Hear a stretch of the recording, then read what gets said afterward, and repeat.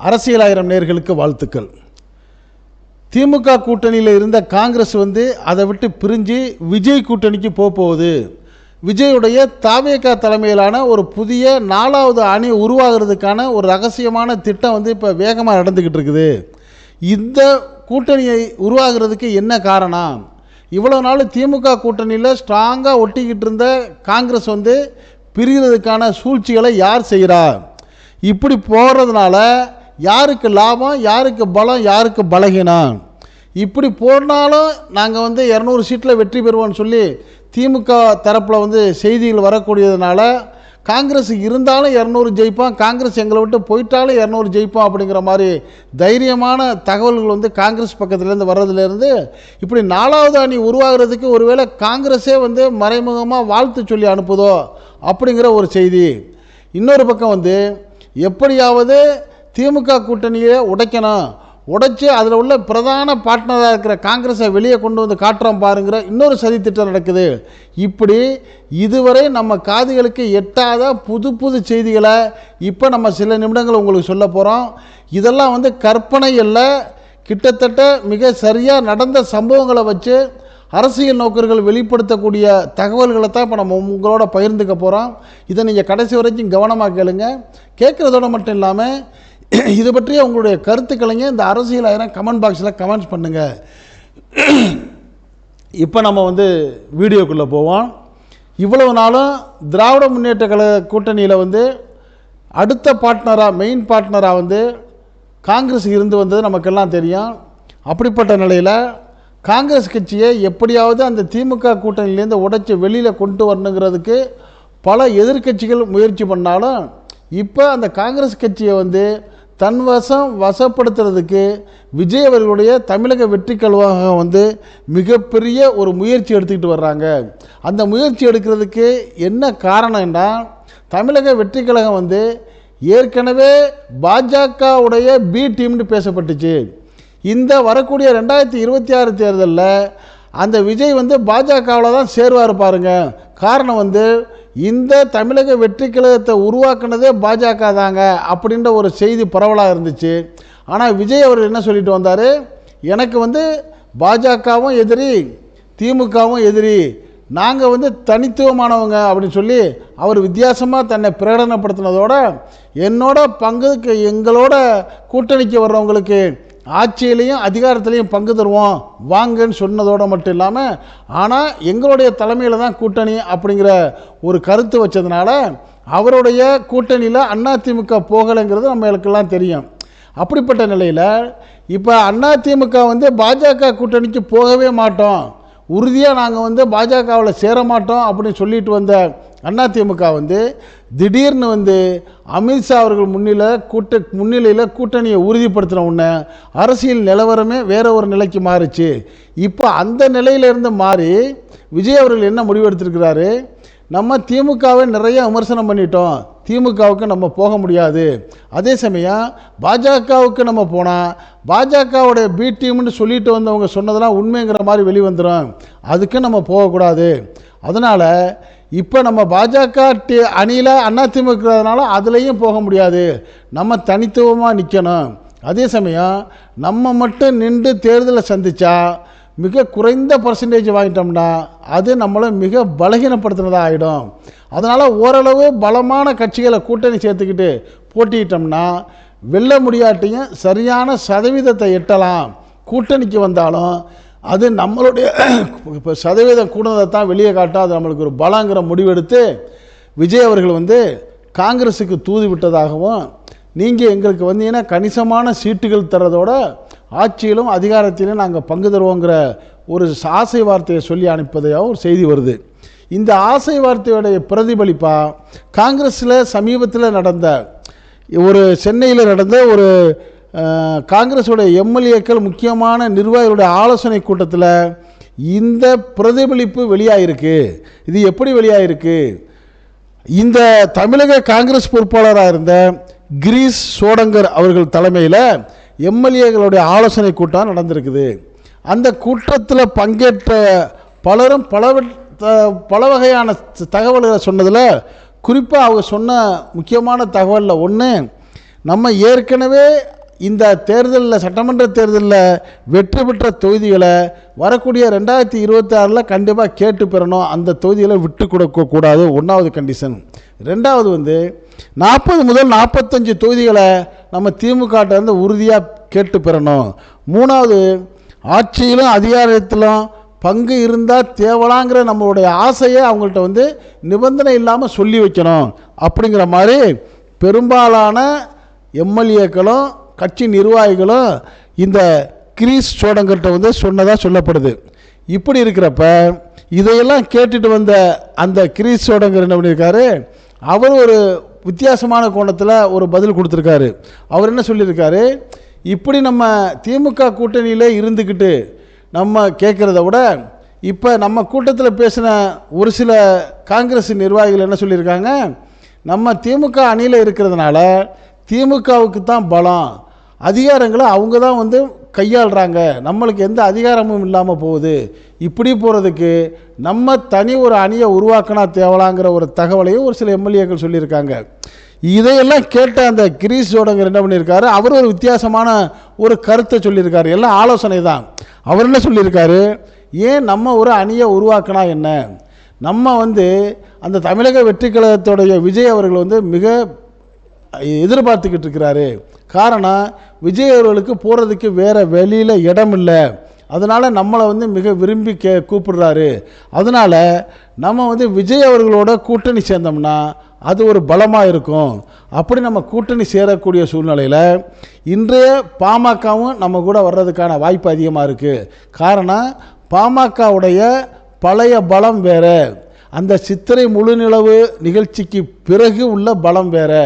அதுலேயும் சமீபமாக பாட்டாளி மக்கள் கட்சி தலைவர் அவர்கள் அவருடைய மாவட்ட செயலாளர்களை ஆலோசனை கூட்டம்னு திண்டிவனம் தைலாபுரத்தில் கூடின கூட்டத்துக்கு அவர் அழைத்த எந்த ஒரு மாவட்ட செயலாளரும் வராத நிலையில் மொத்தம் 10 நபருக்கு உள்ளே தான் வந்திருக்கிறாங்க. அதுவே வந்து ராமதாஸ் அவர்களுக்கு மிகப்பெரிய பலகீனம்.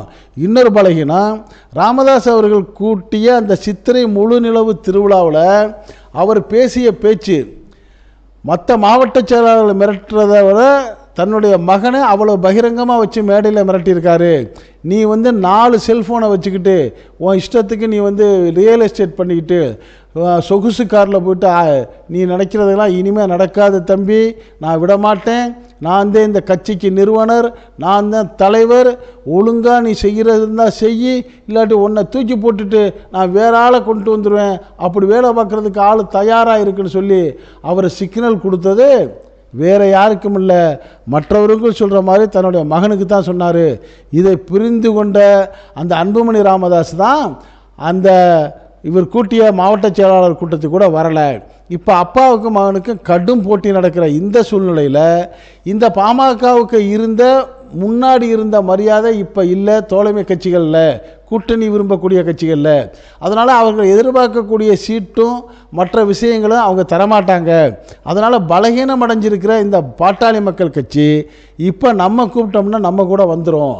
அதனால் இந்த காங்கிரஸ், தாவேகா, காங்கிரஸ், பாட்டாளி மக்கள் கட்சி, அதே மாதிரி தேசிய முற்போக்கு திராவிட கழகம், அது வந்து ஏற்கனவே அதிமுகவோட கூட்டணியில் இருக்கிறப்ப அதுக்கு ஒரு ராஜ்யசபா சீட்டு தர்றதா அதிமுகவுடைய தலைமை சொன்னதாகவும், பிறகு அதை மறுத்துட்டு யாரும் உங்கள்கிட்ட சொன்னதுன்னு கேட்டதுனால இப்படியா கேட்டுட்டீங்கன்னு சொல்லி கடும் கோபத்தில் இருக்கிற பிரேமலதா விஜயகாந்த் அவர்கள் வந்து அதிமுகவுக்கு சரியான பாடம் கொடுக்கணும், வரக்கூடிய 2026 தேர்தலில் எதில் சேர்ந்தாலும் சேரலாம், அதிமுகவில் சேரக்கூடாதுங்கிற ஒரு முடிவில் இருக்காங்க.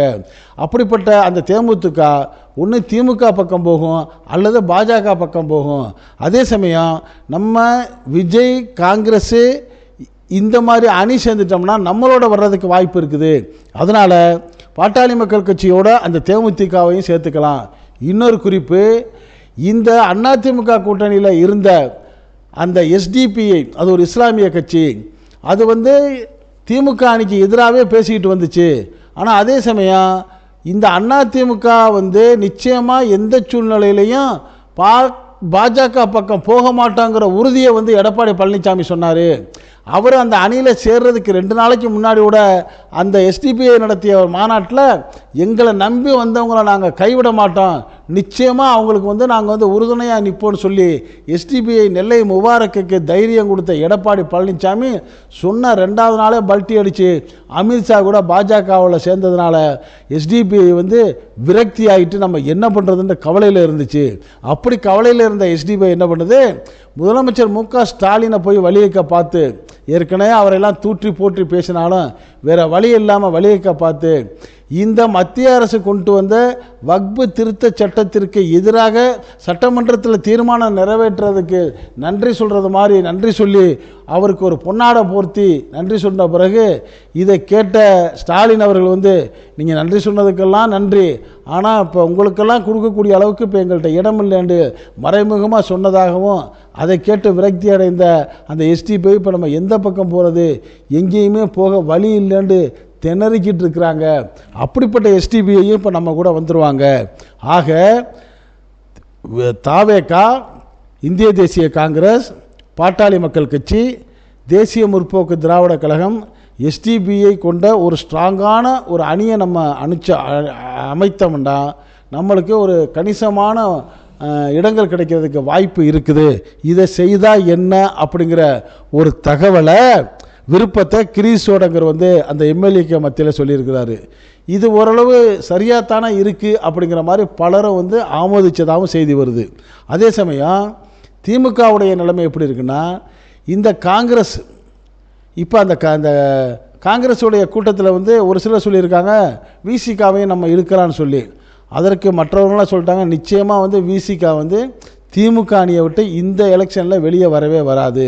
காரணம் வந்து அவங்களுடைய தலைவர் தொல் திருமாவளவன் மிக தெளிவாக அறிவிச்சிட்டாரு, எங்களுக்கு ஆட்சியிலையும் பங்கு வேணும், அதிகாரத்திலையும் பங்கு வேணுங்கிற ஆசை இருக்கிறது உண்மைதான். ஆனால் அதை கேட்கக்கூடிய காலம் தருணம் இது அல்ல, அதுக்கு பின்னாடி உண்டு. அதனால் இப்போ நம்ம வந்து அந்த கோரிக்கையை வைக்கலை. திராவிட முன்னேற்ற கழக தலைமையில் நாங்கள் வந்து தெளிவாக ஸ்ட்ராங்காக இருக்கிறோம், அதனால் நாங்கள் வந்து அதை விட்டு வெளியே வர மாட்டோம், நிச்சயமாக அதில் தான் இருப்போங்கிற தெளிவான ரிசல்ட்டை வந்து தொல் திருமாவளவன் சொல்லிட்டதுனால பாட்டாளி மக்கள் கட்சி எப்படியாவது திமுகவுக்கு போகலான்னு முயற்சி பண்ணிகிட்டு இருந்த அந்த முயற்சியை கைவிட்டுருச்சு. காரணம், விடுதலை சிறுத்தைகள் கட்சி என்ன அறிவித்தாங்க, பாஜகவும் பாட்டாளி மக்கள் கட்சி இருக்கக்கூடிய அணியில் விசிகா இருக்காது என்று அறிவித்த தொல் திருமாவளவன் இப்படி சொல்லிட்டதுனால திமுக அணியை விட்டு நிச்சயமாக அவர் வெளியே வரலை. அவர் வெளியே வரலைங்கிறப்ப நமக்கு அங்கே இடம் இல்லைங்கிறதையும் அவர் மறைமுகமாக திமுகவுடைய தலைமை அறிவிச்சிட்டாங்க. அதனால் திமுகவுடைய கதவு நமக்கு சாத்திட்டதுனால இப்போ போகிறதுக்கு பாஜக ஒன்று தான் இடம், அப்படி இல்லாட்டி புதிய அணி தாவேகா பக்கம் போகணுங்கிற முடிவெடுத்து நமக்கு தாவேகா வருவாங்கங்கிற எதிர்பார்ப்பில் தான் இந்த காங்கிரஸ் இந்த திட்டம் போடுது. ஆனால் இதே திட்டத்தை கேட்ட உடனே திமுக தலைமையோ அதிர்ச்சி அடைஞ்சதா தெரியலை. ஒரு பக்கம் அவங்களுக்கு மனசுக்குள்ளே சந்தோஷமாகவே இருந்திருக்கு, பரவாயில்ல நம்ம வந்து ஏற்கனவே 2 அணி 3 அணி தான் போட்டி வரும்னு நினச்சோம், இப்போ 4 அணி ஆகுது. அந்த திமுகவுடைய தலைவர் மு.க. ஸ்டாலின் அறிவித்தது போல் 200 இலக்குங்கிறது கிட்டத்தட்ட நம்மளுக்கு நிச்சயமாக வெற்றி கிடைச்சிருங்கிற சந்தோஷத்தில் இருக்கிறாங்க. ஆக திமுகவுடைய கணிப்பு என்னென்னா, நம்மள்கிட்ட இருக்கக்கூடிய அந்த கூட்டணி கட்சிகள் எல்லாம் பலமாக அப்படியே இருக்குது. அதிகமான சீட்டுகளை கேட்டுக்கிட்டு இருக்கிற இந்த காங்கிரஸ் ஒரு வகையில் நம்மளை விட்டு அவங்களா போனால் நல்லது தான். காரணம் வந்து காங்கிரஸ் வந்து அதிகப்படியான சீட்டுகளை கேட்பாங்க, ஆனால் அவங்க கேட்கக்கூடிய சீட்டுகளை கேட்கக்கூடிய அளவுக்கு அவங்களுக்கு வந்து ஓட்டு கிடையாது.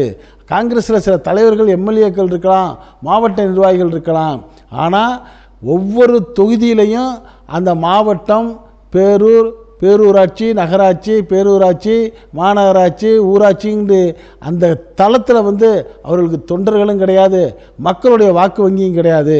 அவங்க யார்கிட்டையாச்சும் குதிரை ஏறிக்கிட்டு தான் ஓட்டு வாங்குவாங்க. தனிப்பட்ட முறையில் நின்றா காங்கிரஸுக்கு 5% ஓட்டு கூட வர்றதுக்கு வாய்ப்பு இல்லை. அதனால் அவங்களாவே கலட்டிட்டு போனால் நம்மளுக்கு கவலை இல்லை.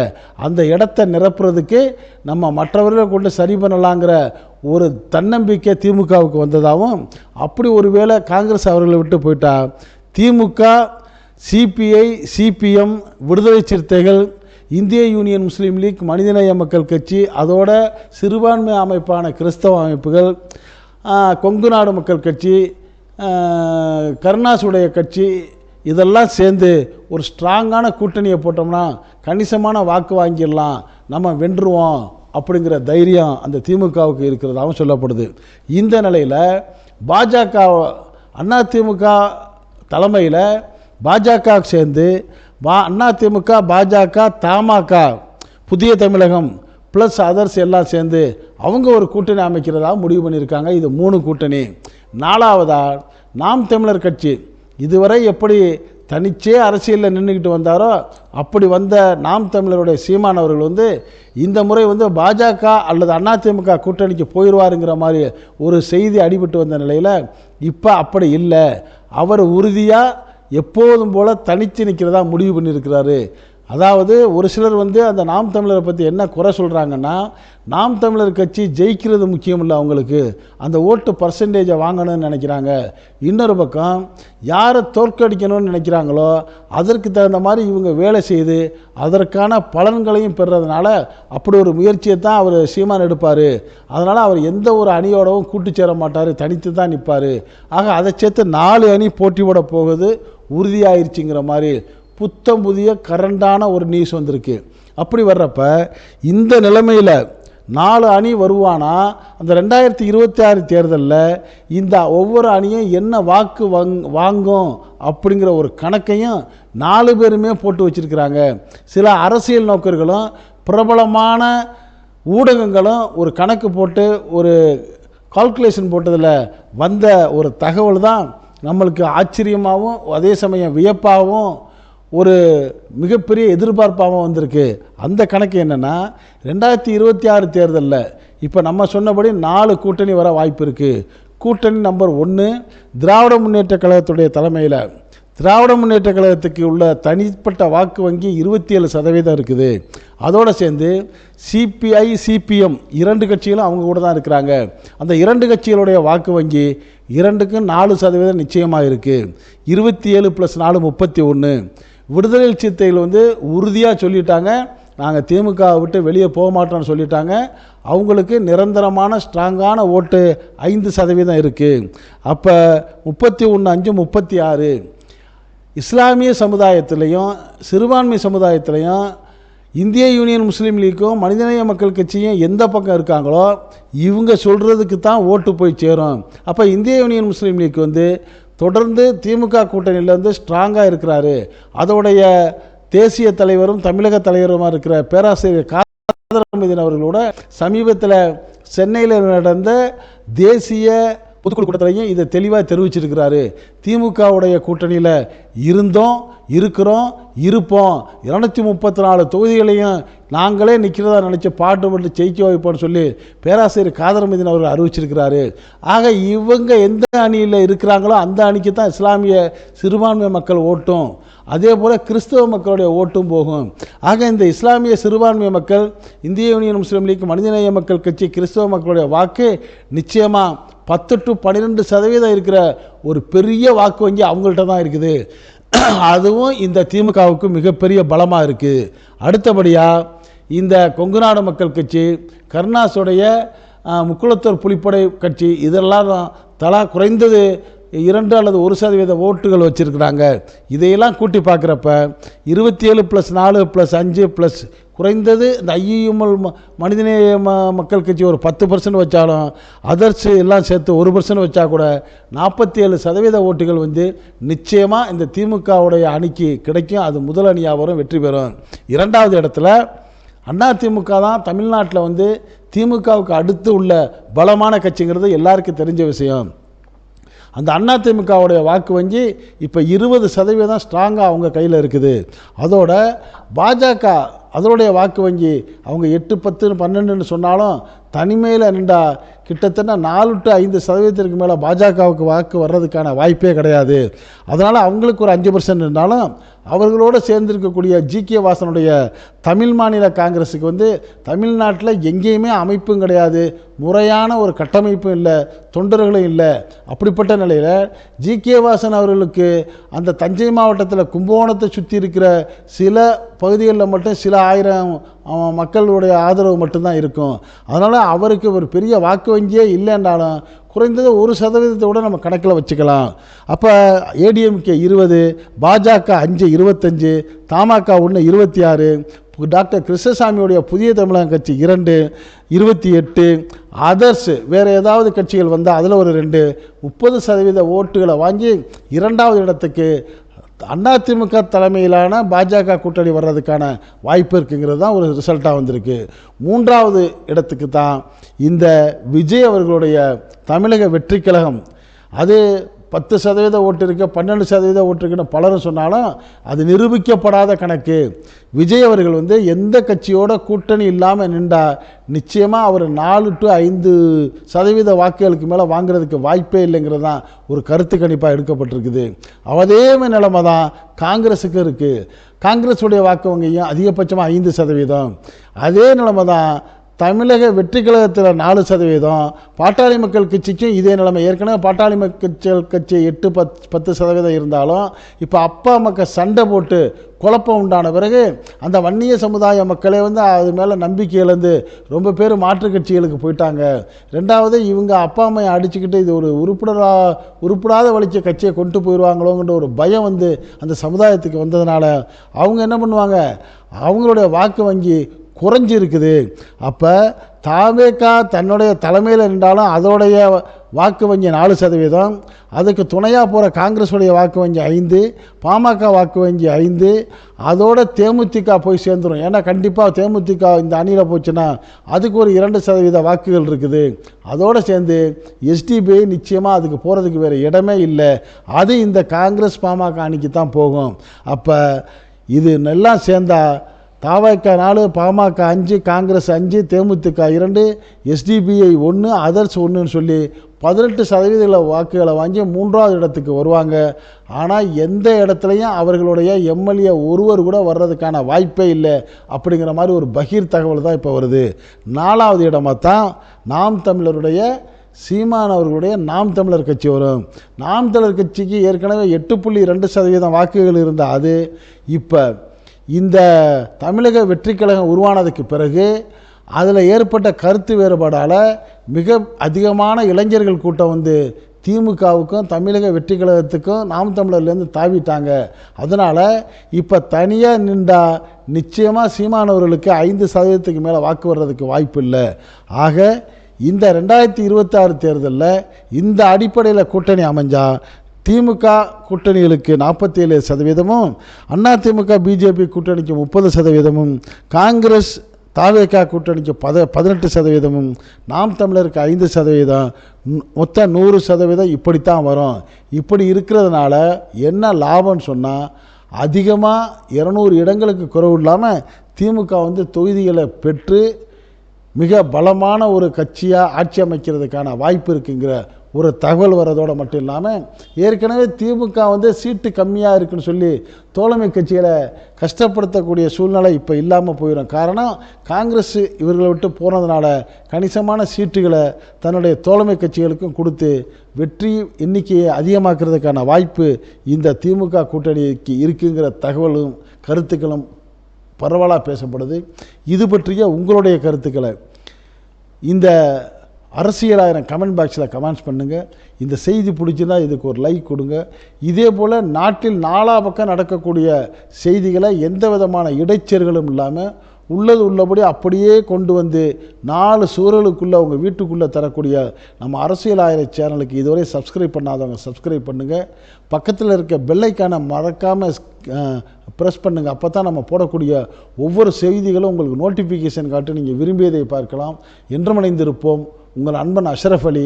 நன்றி, வாழ்த்துக்கள்.